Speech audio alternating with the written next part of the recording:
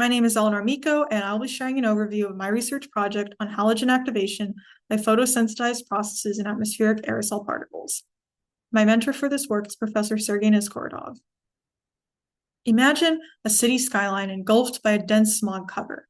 The sky has a dusty tinge, the structures and landscapes are obscured by a hazy layer, and the air carries a stale scent.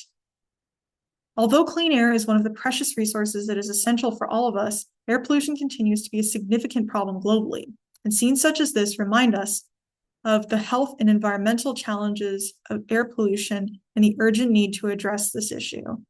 For example, those of you who grew up in the Los Angeles area are likely familiar with the many air pollution challenges faced by this region for decades. When the sunlight interacts with air pollutants, reactions take place leading to the formation of the smog that we see. While research on this subject initially focused on the air through gas phase chemistry, my research group views this topic from a different perspective. The pollutant particles themselves, known as particulate matter or aerosols, where dynamic processes can take place between multiple or even within individual particles.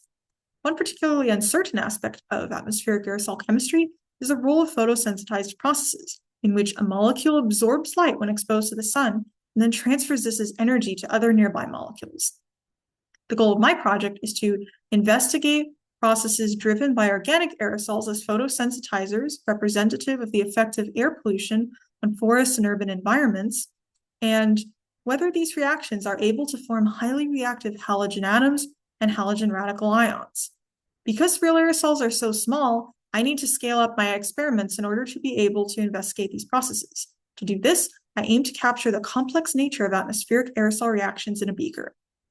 By using an artificial lighting source in the lab, I have been able to simulate how the sun's radiation could spark photosensitized processes that might lead to the formation of these products. By using sophisticated analytical methods such as spectroscopy and mass spectrometry, I have been able to detect when products form and assign their identities. In my first set of experiments, I utilized 4-benzoyl-benzoic acid as a known photosensitizer to test and refine my experimental approach. These experiments showed me that photochemical changes are taking place, and further analysis of organic aerosols from each source are now underway. Projects such as mine have the potential to increase our knowledge of photosensitized processes in the atmosphere with important implications. For example, the products I'm investigating may affect Earth's climate, participate in significant atmospheric reactions, and may impact our health. I'm looking forward to continuing my work and hope to be able to contribute to this important area of research.